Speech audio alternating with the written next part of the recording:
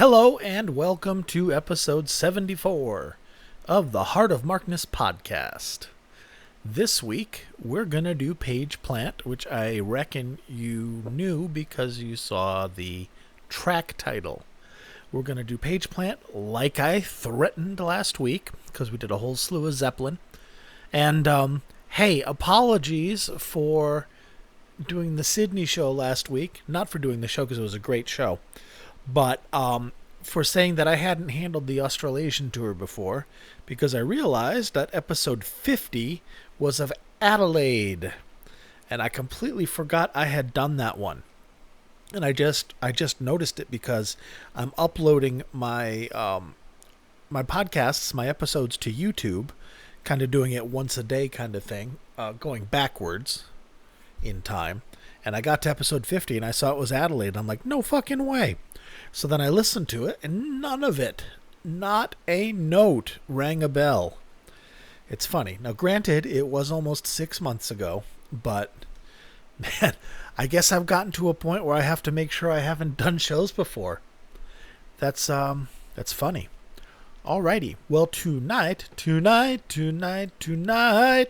whoa, we're gonna do Page and Plant 1998 Walking into Clarksdale tour, or Walking into Everywhere is what they called it. And this tour was fantastic. And Jimmy was great and on fire. And as the tour progressed, he became even greater and more on fire until we got good old Jimmy Page back 100% and kicking ass and taking names. Now, they played into December of 98. But the show I'm going to do tonight is from October of 98. In fact, October 1st. New Orleans, Louisiana. And it's an FM broadcast. So it sounds wonderful. Professional broadcast. Sounds great. There's a lot of Zeppelin songs. And this tour started out with lots and lots of songs from Walking into Clarksdale. And as the tour progressed, there were more and more Zeppelin tunes and fewer Clarksdale tunes. And I mean, if we're going to be honest, and we should be honest, well, if we're going to be honest, we should notice my recording level is super low. Hang on. There we go. That's a little better. Sorry, folks. For a minute, I thought that I was speaking into my microphone, but I had selected my laptop mic way over there, which has happened before, which is where you get the sound like, and I don't notice it till the podcast is over, and then I become furious. Well, my state is less on fire now, but the air is still awful. You can still stare directly at the sun because it's as bright as the moon at best. And the air oscillates, trending downward slowly from unhealthy to merely hazardous. It's weird. Last night I had a dream where I was choking on a piece of gum that I was chewing. Like, you inhaled it and it went right down your windpipe. And in my dream, I'm trying to cough and I get that one little and that's all I have in my lungs. I'm like, oh shit. I have to inhale. But I can't inhale because I'll suck this gum deeper and die. And I woke up coughing and realizing I was just coughing my lungs up because the air is fucking poison. But, I mean, count my blessings. I'm being a pussy because I know people who have lost everything. And, I mean, I know several people who have lost everything. And it's just terrible. And, man, it's just one thing after another. What the fuck, 2020? So, I'm going to try and minimize my bitching. Although I will still bitch a little. I can breathe better now. I can have the windows open, even though I'm probably not supposed to. But Jesus Christ, I got tired of sitting in this stuffy upstairs room, not being able to use my air conditioner, because it's the kind that, you know, it's the portable one that you stick the hose out the window, and apparently that's the worst kind on earth and it'll kill you dead. So I'm sitting in my airlocked, stuffy ass room, just, you know, hitting my asthma inhaler and going, oh my God, this is fucking terrible. Looking at the weird Mars Blade Runner sky. But it's finally, I think we'll see blue skies again over the weekend. I hope. It's getting weird. It's really weird. The COVID, all that, and then and then pack your shit because you may have to leave at a moment's notice or burn to death. What? I'm in the middle of a city. So yeah, that's what's going on in Casa de Marquis. But that's not why you're here. Is it? I hope not. All right. Like I said, October 1st, 1998, at the Lakeshore Arena, University of New Orleans, Lakeshore Arena. October 1st, 1998, which I said again. The band is Jimmy on guitar, Robert on vocals, Charlie Jones on bass, Michael Lee on drums, just as it had been through all of Page Plant and through the Fate of Nations tour. Robert had Charlie and Michael as his part of his band, and Charlie is actually, or was, his son-in-law for a while. And on keyboards we have Philip Andrews. And yippee. Okay, the set list for this show, which you will be able to download at heartofmarkness.com, is they open with the Wanton song, they go into Bring It On Home a little bit, and then they go into Heartbreaker, Ramble On, and then they do Walking into Clarksdale, and then you get No Quarter, which is Red, and not the 1994 In the Woods in My White Little Suit acoustic guitar No Quarter, which is very cool, from Page Plant. The good old-fashioned Led Zeppelin No Quarter. Then they do, off of Clarksdale, When the World Was Young. Then they go acoustic with Going to California, Tangerine, Gallows Pole. My favorite Clarksdale song, my favorite Page Plant song, My Heart Is in Your Hands. Heart in Your Hand. Such a good song. Love the song. Babe, I'm Gonna Leave You. How Many More Times, with a little bit of I Can't Quit You Baby, and a bow solo. Most High, good song. Whole Lot of Love, Celebration Day, Rock and Roll, and a little bit of an interview at the end, because it's a radio show. And you know that interview is just going to be like, well, you know, Jimmy and I have traveled the world and traveled the realms and the planes and various manifestations and incarnations. And, you know, we could be in a chip shop in Dortwich on Thursday and then be in the high Atlas Mountains on Friday noon. It's like, yes, Mr. Plant, we asked you, how did you enjoy your steak? You know, love those guys. Okay, well, this is an odd one because I had downloaded this show before I left for work. And then I got home and I said, yay, let's get started.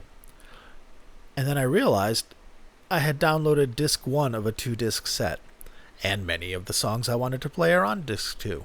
So this is going to be a 2-parter. You won't know the difference. But I'm going to do a little bit, and then when my show is finished downloading, and it's off of Guitars 101, which means it's off of like Rapid Gator. So it's like you can get it quickly for $3 million, or you can get it punitively slow. And I chose punitively slow. So I have 40 minutes left on a 398 megabyte download. So this is going to be a 2-parter unless I drag it out, which I might. But no, not for you, dear friends. Not for you, dear friends. What I am going to do is I'm going to play some songs. What we're going to play is we're going to play the opener, the Wanton song, because it's a great song. And let's get started with that. The Wanton song, Jimmy and Robert, Page and Plant, New Orleans, October 1st, 1998, Heart of Markness. We're on the shores of Lake Pontchartrain in New Orleans, and amazingly, Hurricane George has moved on, and Robert Plant and Jimmy Page have moved in. I'm J.J. Jackson, and in just a few moments, we'll never forget will begin. On their last tour, they were traveling with a classical string section and a band of Egyptians. Well, it's back to basics tonight. Grab a seat, because the lights are down at the Lakeshore Arena. Welcome, Page and Plant, the Walking Into Everywhere tour, live from Louisiana.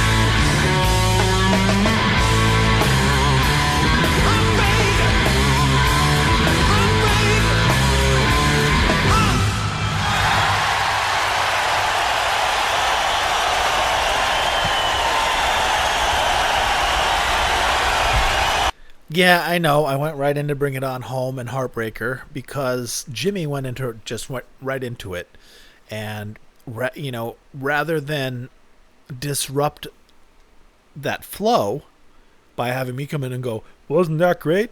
I like the Wanton song. It's a good song. You know what else is a good song? Bring It On Home." So rather than just interrupt because there's no reason to, I let it flow. And you know how Zeppelin does. 3 songs, bam, bam, bam, punch you in the face. What it basically does is, it's very, very smart on their part to do it that way. Because what it does is it doesn't allow the initial excitement of like, holy shit, there they are.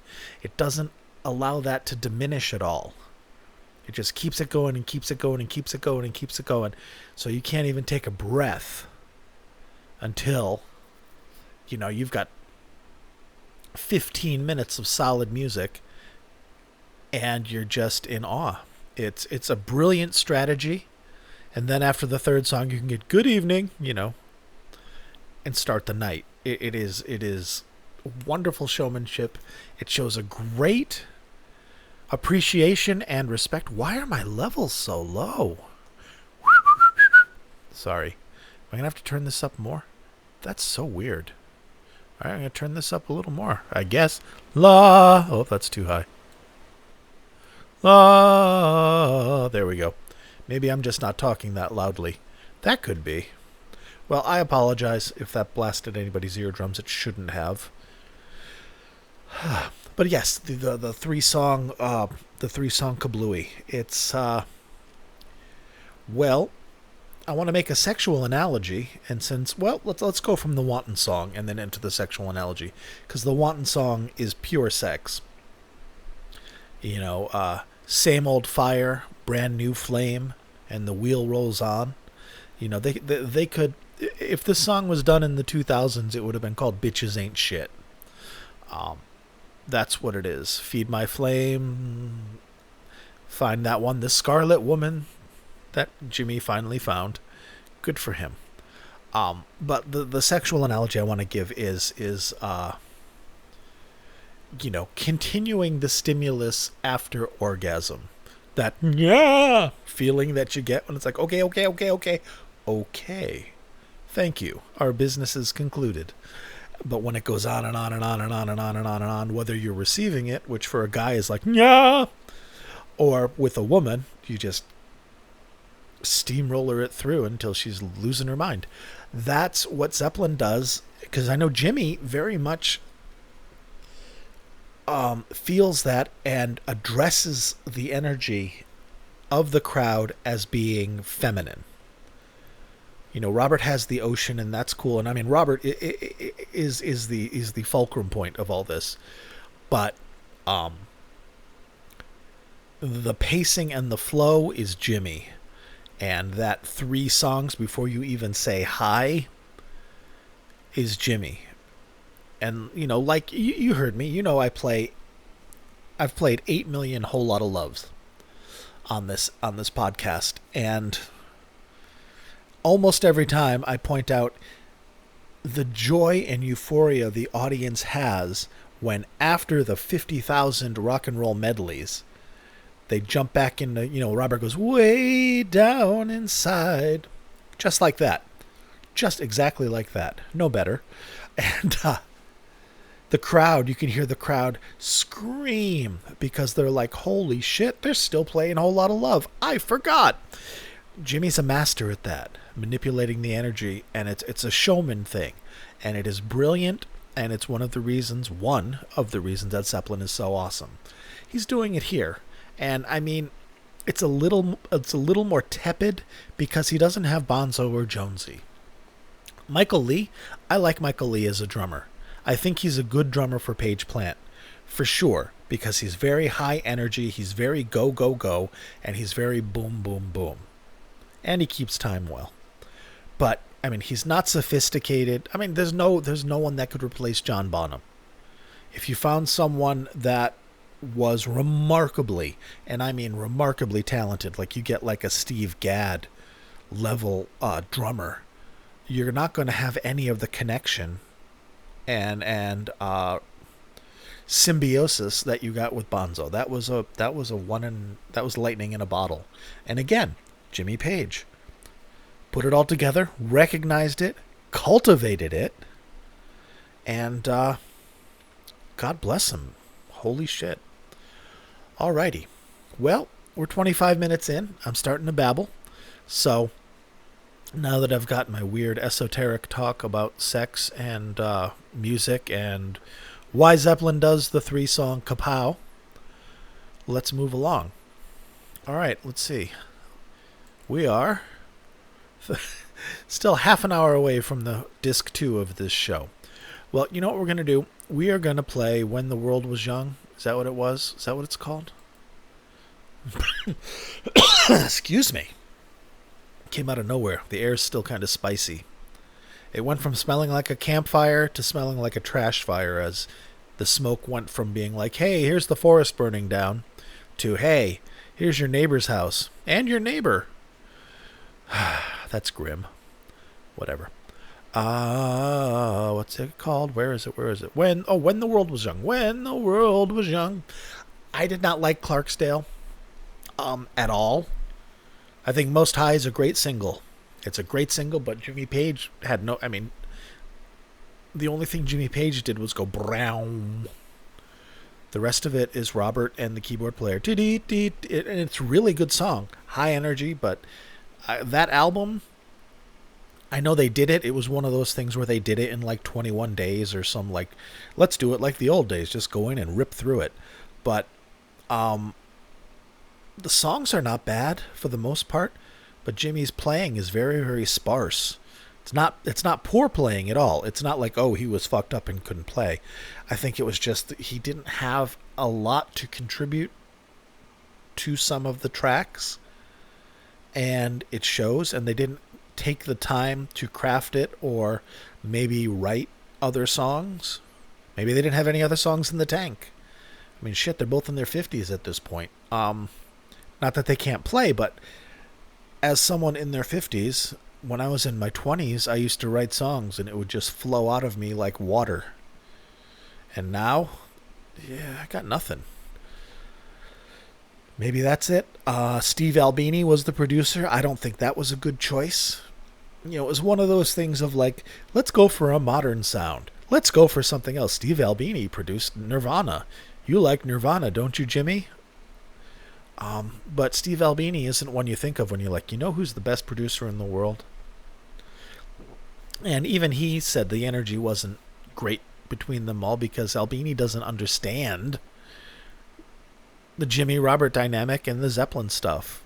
And Jimmy and Robert, I mean, how can you manage them? How can you produce them?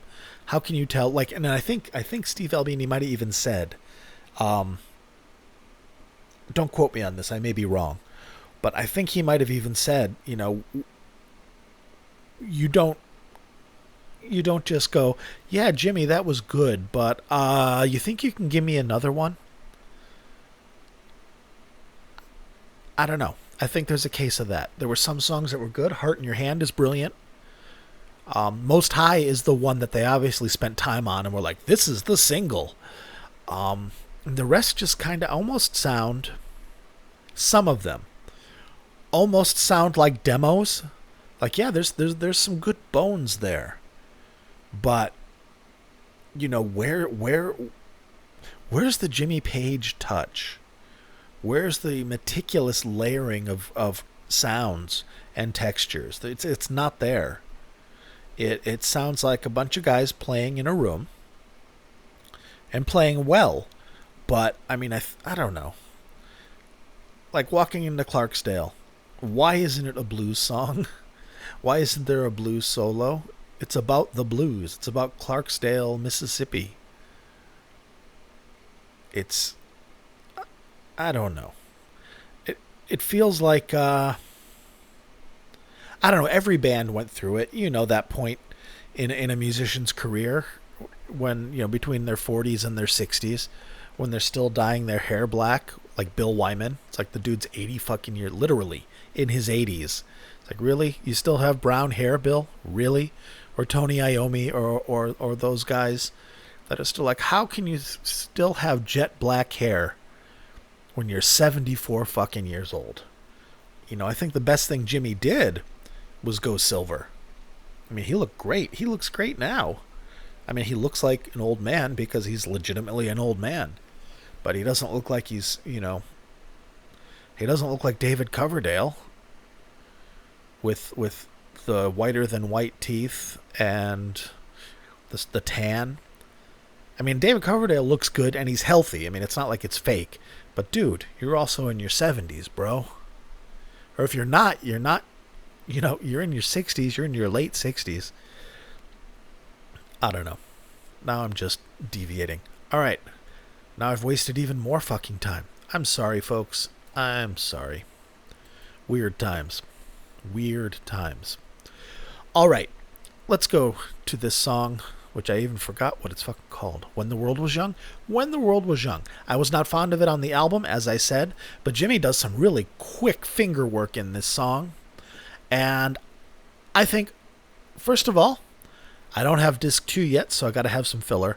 But second of all, I think this song deserves a listen to because to show that there is some good bones to these tracks on Clarksdale. I mean, it's not a great album, but it's not a bad album.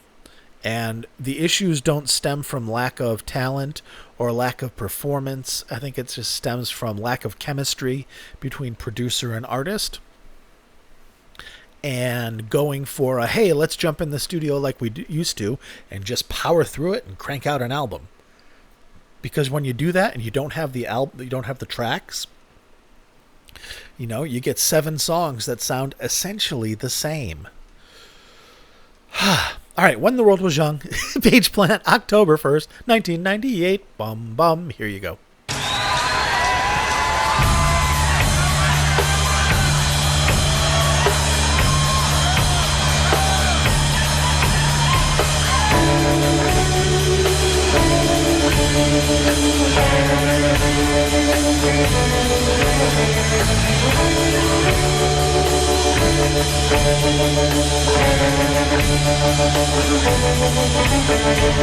Oh yeah, here I am. I've been here since all time began. Oh, I'm here and then go round and round and back again.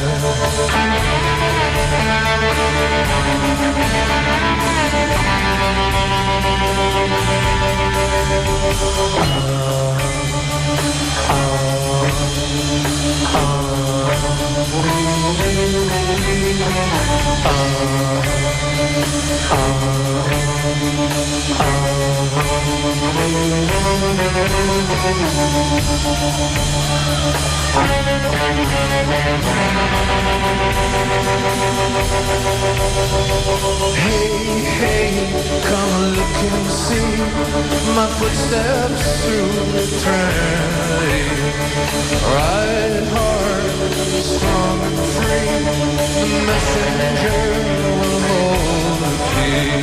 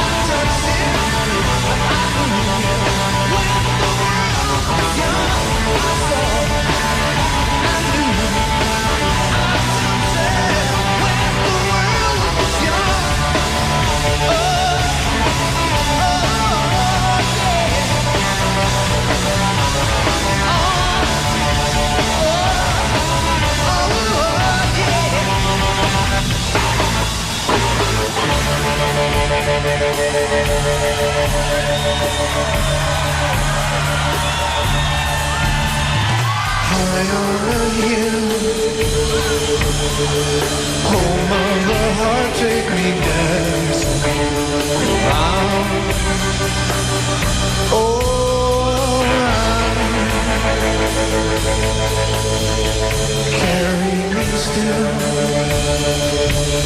Home of the heart, take me dancing round. Oh,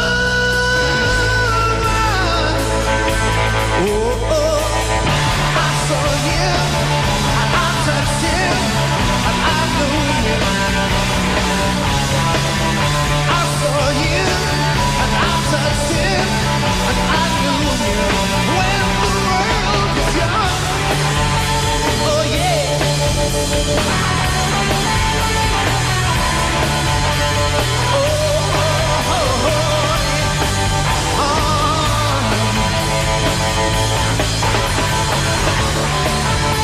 Don't carry me still. Oh, my the heart take me dancing round.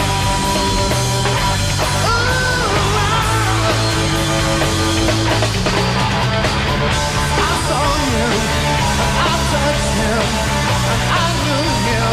When the world was young, I saw him, and I touched him, and I knew him.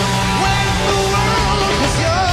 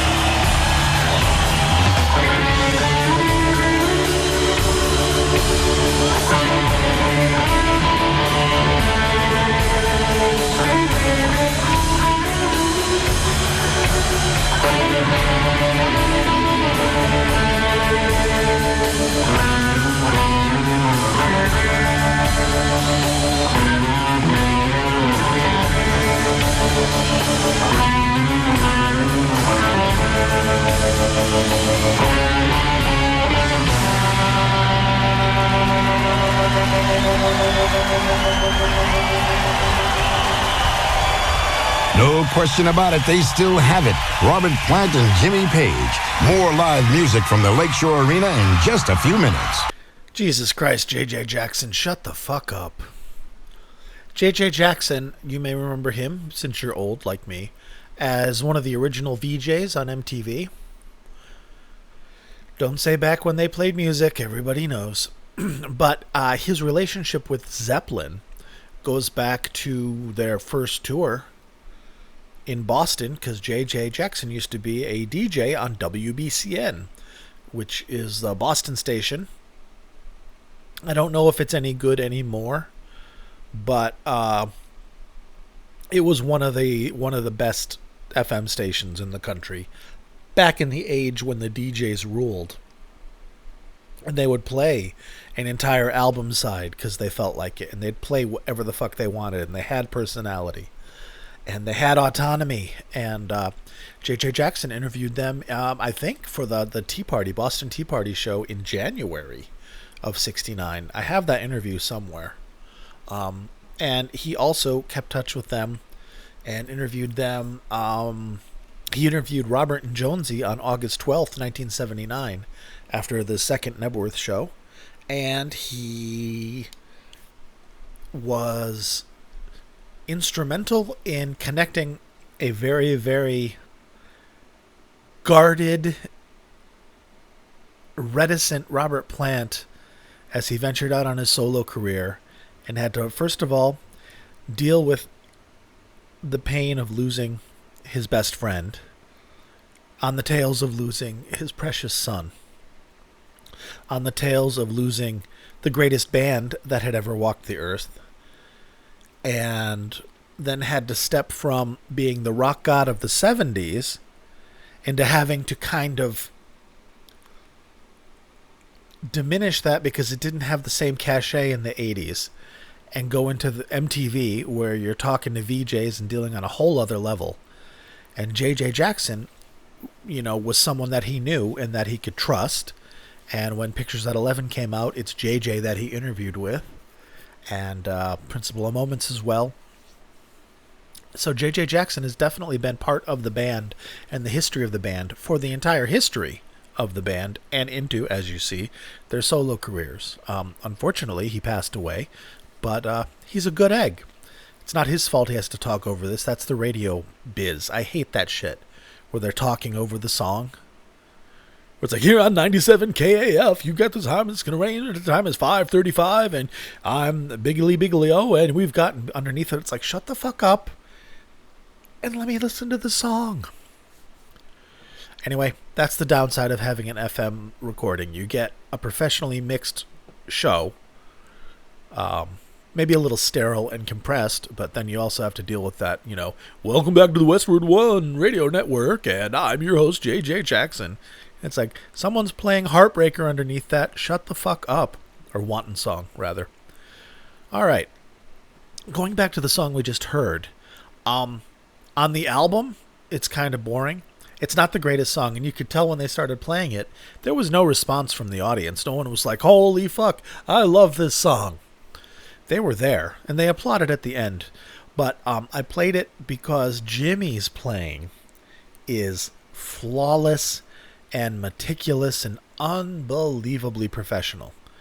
The sounds and the layers and the tones he gets out of his guitar, as well as what he's playing. His solo is good. He's got little licks, but basically it's the panache, it's the tonal texturing that he gets. He is completely in command of his instrument, in a way that maybe he wasn't in the 95 tour. In the 95 tour, he was very much still like, I'm Jimmy Page, I'm getting drunk, I'm doing coke, I smoke cigarettes, I'm a rock star, look at me in my silk shirt.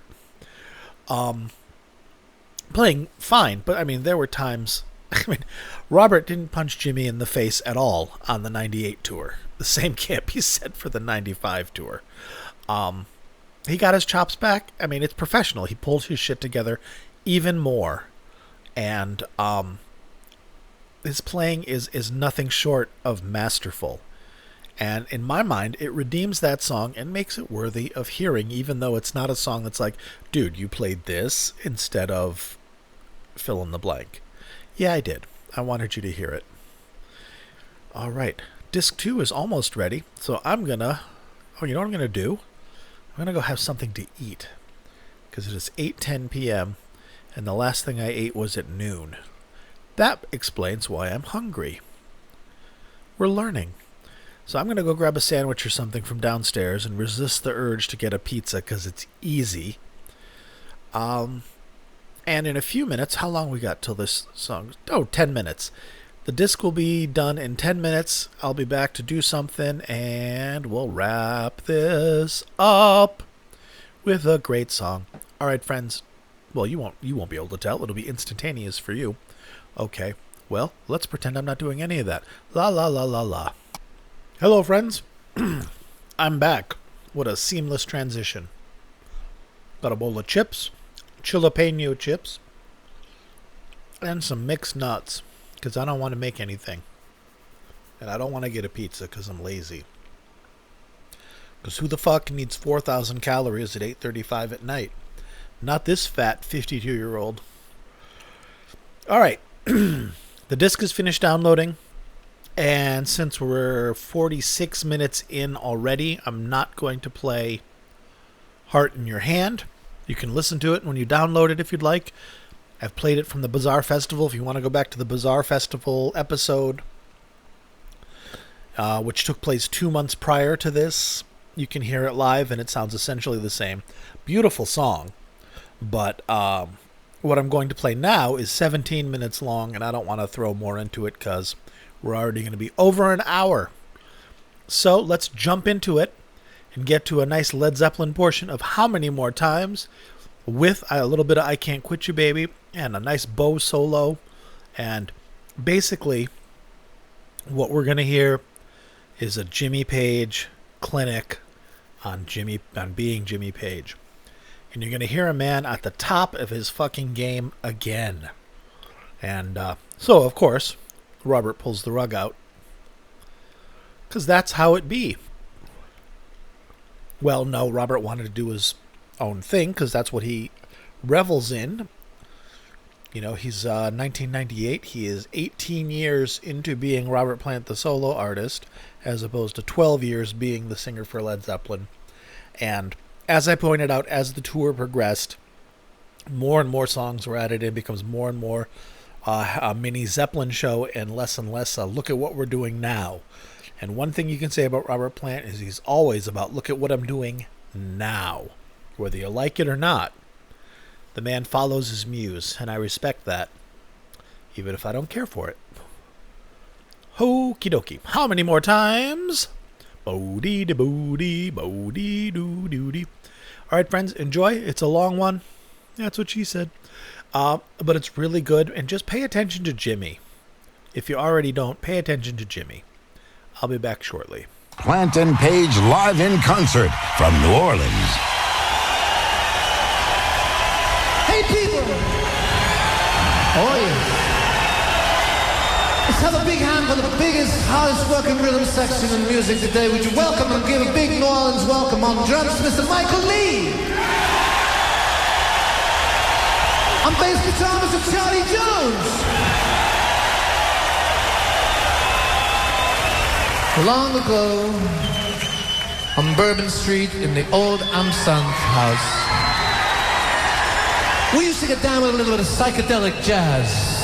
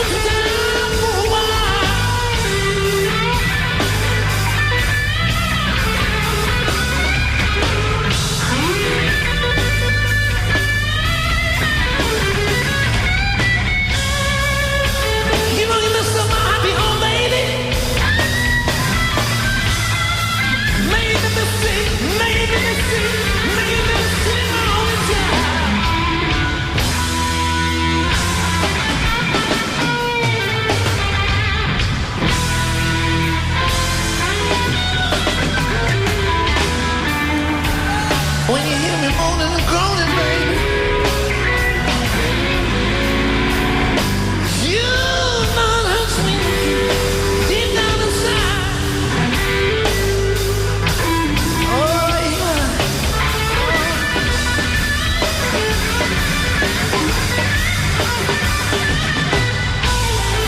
When you hear me moaning and groaning, moaning, moaning, moaning, moaning, moaning, oh, you know it hurts me deep down inside.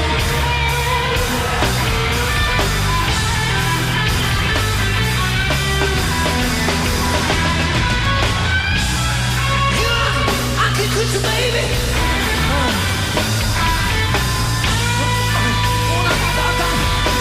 Put you down for a while. That's what I say, that's what I say.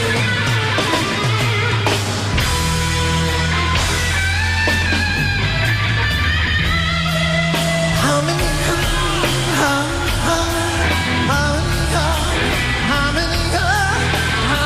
take? How many do? How can I walk? How can I do?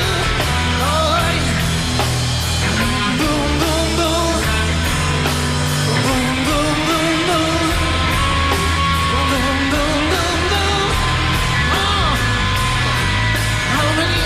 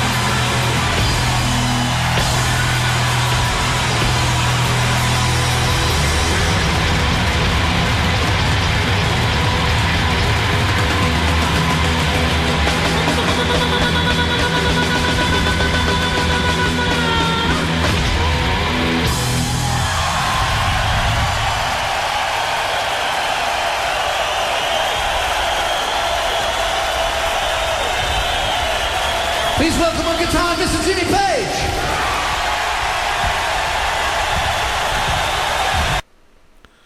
Well, it seems the audience liked that song and that performance, even though it's from a song recorded 32 years prior to that performance. Really, really good. I mean, Bonzo and Jonesy are missing, and that's obvious. But man, Jimmy, really good. Really good. Really good. You know, I'm thinking of finally dipping into the Black Crowes. Jimmy Page hoo-ha confabulation. I don't believe I've had any here, but who the fuck knows? I didn't think I did Australia, and I had. So we're going to move on into that next week, probably. But who knows? If the muse is upon me, I may go in another direction. But for now, I think you might be able to plan for a nice Zo-Crowes show. I did not like Jimmy and the Black Crowes for the following reasons. 1, Chris Robinson's fucking voice always sounded flat to me. And it drove me crazy. And number 2, when you're going with that army of guitars that they had and having 3 guitars playing, somebody on Royal Arlene's website put it perfectly. That you have to go, when you have that many guitars playing, you have to be way more tight than loose and way more framework than tangent. So it is more of a let's play the studio version performance, which is fine. In fact, most bands, that's what they do. They play it like they play it on the album, maybe extend a solo here and there. But Jimmy's playing is unbelievable. So I am downloading right now the June 30th Holmdel show, which is widely reputed to be Jimmy's best playing. In fact, somebody posted that they saw him and they said that was Jimmy's best playing I've ever heard. So it's also supposed to be Chris Robinson's worst night. So you take the good, you take the bad, you take them both, and there you have the Jimmy Page and the Black Crowes. So that's how that's going to be. All right. If you like what I do and you like the podcast and you like hearing what I do, you are welcome to support it on Patreon. Patreon.com/heartofmarkness. And you will help keep the lights on here at Casa de Markness. And you get an extra podcast all for yourself to clutch to your breast like Gollum clutching the one ring. The run ring. But, and I will read your name every week, just like I'm about to do now. So here are the people, the titans upon whose shoulders rests the heart of Markness. A laurel and hearty handshake. 2, Michael, Rob, Wayne, Brad, Danielle, Tracy, David, Peter, Mark, other David, Bill, me, Mo, and Avi, he of the Raven Avatar.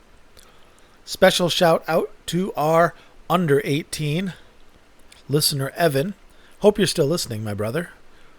Oh, I owe you something. What do I owe you? I should get back to you. I'm sorry. I think I ignored an email of yours. Not ignored, but put it on the back burner until it just slid off. I apologize. So, thank you to them. You can follow me and find me on Twitter at Heart of Markness. There's a Facebook group, the Heart of Markness Facebook group, with lots and lots of people. I think we've got almost 100 people now, and they're all nice. So you're welcome to join that. I am also, heartofmarkness.com is where I put the podcast, which you don't need me to do because you're already listening to it, right? But I also put links where applicable to the shows that I cover. So you can download this entire show if you would like at heartofmarkness.com once I upload it. So if you go to Heart of Markness and you don't see it, give it a day or two and it'll be there. Sometimes I don't get it all up in one night, you know. I'm in my 50s. But I'm bummed. What else? Ah, yes, YouTube. If you're at work or you're just a boomer and you don't understand how these goddamn podcasts work, then there's no way that you're hearing this. But if you are, you can find me on YouTube. Or if you're at work and you don't want to play through your phone, Heart of Markness is on YouTube. I've got, I think, episodes 50 through 73 up at the moment, and I'm slowly backfilling it. I didn't want to just all do one enormous dump, because I imagine it's better for my relevance if I do 5 or 6 a week, day by day by day. YouTube probably looks at it and go, this guy has a really active channel. Let's promote him. So yeah, there's that. And what else? Yeah, I think that's it. All right, friends. It is 9 o'clock. It's 9 o'clock on a Thursday. The smoke in the air's getting thin. Oh, they promise me rain, so I will not complain till I wake up in heaven again. What a talent. What a voice. What an ego. What a joke. All right, friends. Thank you so much. And I will be back this weekend, probably on Sunday, although who knows, or Saturday, with the latest Mike Millard release from Gems. Last week it was Rod Stewart from 1977. Great show. And this week, I don't know what it'll be. Or maybe it'll be something else. Who knows? But you will next hear from me this weekend. Thank you. Be good to yourselves. Be good to each other. And thank you so much for listening. Bye-bye.